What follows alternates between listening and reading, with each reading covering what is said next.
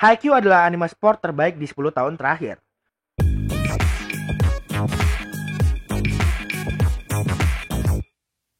Hai Indogamers, para wibu denial, jumpa lagi sama gua Asura di acara yang akan membahas anime, tokusatsu, live action, dan banyak lagi. Anime sport telah hadir di kehidupan para wibu sejak zaman kartun masih rutin diputar di TV. Dan tiap dekade akan selalu ada anime sport terbaik di eranya. Di tahun 80-an, gua bisa bilang base-nya Kapten Tsubasa. Di 90-an, base-nya Slam Dunk. Di 2000-an, Hajime no Ippo lah. Nah, kalau dekade kemarin apa? Sebenarnya gua sempat bingung antara Diamond no S sama Haikyuu. Karena dua anime sport ini gua suka banget. Sampai-sampai ada pertarungan batin dalam diri gue. Jir, berlebihan ya. Ya intinya gue bingung banget lah. Ya sampai akhirnya gue mesti mutusin bahwa yang terbaik adalah Haikyuu. Dan kenapa mesti Haikyuu? Nah, sini gue ceritain. Oh ya, gue ingetin, video ini pasti ada spoiler. So spoiler alert dan selamat menikmati.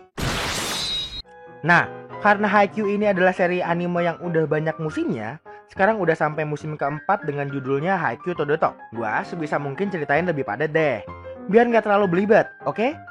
Menceritakan tentang Hinata Soyo, remaja yang terobsesi pada ketinggian karena tubuhnya yang kecil dan tidak begitu tinggi, yang bermain voli ruangan karena melihat kerennya raksasa kecil dari SMA Karasuno saat dia masih kecil, dan bercita-cita akan seperti raksasa kecil suatu saat. Skip ke tahun terakhir SMP-nya, dan akhirnya Hinata bisa mengikuti turnamen voli resmi di masa SMA-nya untuk pertama kali ini. Dan akhirnya dia bertemu dengan Kageyama Tobio, yang nantinya akan menjadi rival dan rekan terbaik Hinata Soyo panjang hidupnya, dan memutuskan kembali untuk bertemu di turnamen tingkat SMA nanti. Singkat kata, singkat cerita, di masa SMP Hinata kalah, tapi meninggalkan kesan bagi Kageyama. Dan skip lagi ke masa SMA. Demi mengikuti jejak raksasa kecil, Hinata yang sejak lama memutuskan untuk masuk ke sekolah yang sama dengan raksasa kecil, tentunya Hinata masuk ke SMA Karasuno. Karena suatu hal juga, Kageyama pun masuk ke SMA Karasuno. Alih-alih menjadi rival dari sekolah yang berbeda, mereka malah satu sekolah, dan mereka berdua pun kembali bertengkar. Karena pertengkaran tadi mengakibatkan masalah, dan akhirnya mereka belum bisa join klub bola voli Karasuno nih. Alhasil, Hinata dan Kageyama mesti menjadi partner demi bisa ikut join di klub voli. Dan siapa sangka, ternyata kombinasi terburuk yang aneh tadi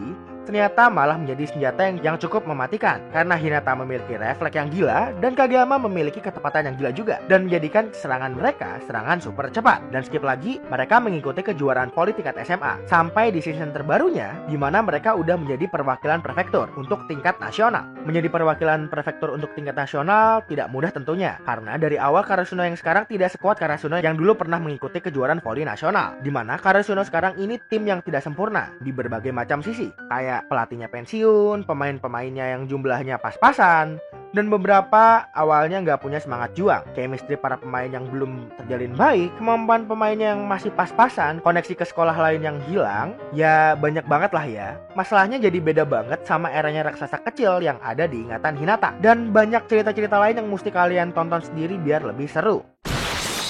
Hinata dan Kageyama ini punya banyak kemiripan, tapi yang paling menonjol di mana mereka ini sama-sama kompetitif.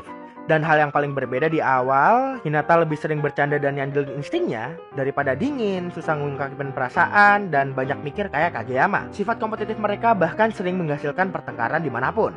Kadang bikin gede-gedean juga, soalnya kadang kombinasi mereka bisa bagus banget, kadang kacau karena tengkar, kadang juga malah bagus abis tengkar. Dan yang paling gua suka di serial ini tuh build karakternya diperlihatin banget. Gak hanya main karakternya aja yang diperhatiin, tapi karakter support lain juga diperhatiin, kayak rekan setim, pelatih, manajer, guru pembimbing, bahkan sampai ke sekolah rival Karasuno pun diperhatikan baik-baik, yang ngejadiin ceritanya lebih hidup dan bikin penontonnya kehook banget. Ya berasa kita yang nonton itu jadi salah satu bagian di dalam universe Haikyuu ini. Jadi kita ngerasain saat mereka menang, saat kalah, saat jengkel dengan rekan setim, ya gitu. Kalian akan lebih paham saat nonton mereka sendirilah. Desain karakternya juga seakan-akan ada codingnya. Gimana ya? Jadi kayak karakter-karakternya itu ditandain, jadi bisa kita nilai karakternya dari gaya berpenampilannya gitu. Dan itu bagus banget karena ngebikin kita mudah masuk ke karakter dari tiap-tiap orang di Haikyuu ini. Penggambaran dan penganimasian yang gue juga suka banget. Dimana anime sport emang mestinya perlu banyak shoot-shoot buat ngejelasin gerakannya. Berbeda dengan manga yang gambarnya diam di tiap-tiap panelnya. Dan penganimasian di sini juga nggak malas. Di sisi sound juga bagus gila. Di sini gue pakai headphone monitoring dan gue bener-bener bisa ngerasain ambience dari lapangan volley, sekolah, dan berbagai macam tempat yang ditunjukin karena ya volleynya itu super duper jelas. Opening dan endingnya dari tiap-tiap season juga nggak pernah salah dan bagus-bagus. Musik-musik lain juga nggak kalah overpower karena dibuat oleh musisi kawakan asal Jepang Om Yuki Hayashi yang udah beberapa kali gue mention di video gue. Dan itu ngebikin kita yang nonton dapat mood dengan tensi yang berbeda-beda, tergantung musik apa yang lagi dimainkan. Untuk joknya sendiri lucu parah sih. Mulai jok tipikal Jepang, jok situasionalnya, bahkan pas Hinata sama Kageyama berantem aja bisa jadi jok. Dan itu tetap lucu walaupun gue udah tahu dari manganya.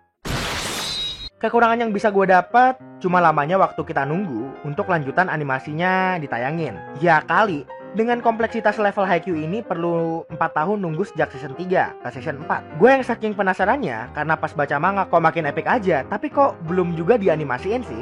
Ya gitulah ya. Kesimpulannya gue suka banget sama anime ini. Mulai dari plot yang susah ditebak, kayak gue ngerasa beberapa kali ini bakal menang, kalah. Gue ngerasa kalah, menang. Terus realistis, jadi tim main karakter kita di sini juga nggak selalu menang, seperti yang gue bilang barusan malahan. Penggambaran karakter yang gila, musik-musik yang gila, opening yang gila, main karakter dengan vibe positif yang gak ketolongan, penggambaran dan penganimasian juga yang gila juga untuk ukuran anime sport. Ya itu semua ngebikin gue yang nonton serasa ngerasain apa yang mereka rasain. Ya itu semua juga ngebikin anime Haikyuu ini jadi anime sport terbaik menurut gue untuk dekade kemarin. Bahkan mungkin sampai ke dekade depan. Ya karena kalau gue konversiin dari manga ke animenya tuh bisa jadi masih lumayan lama kelarnya. Walau manganya sendiri udah bau-bau mau tamat sih. Gue spoilerin dikit nih.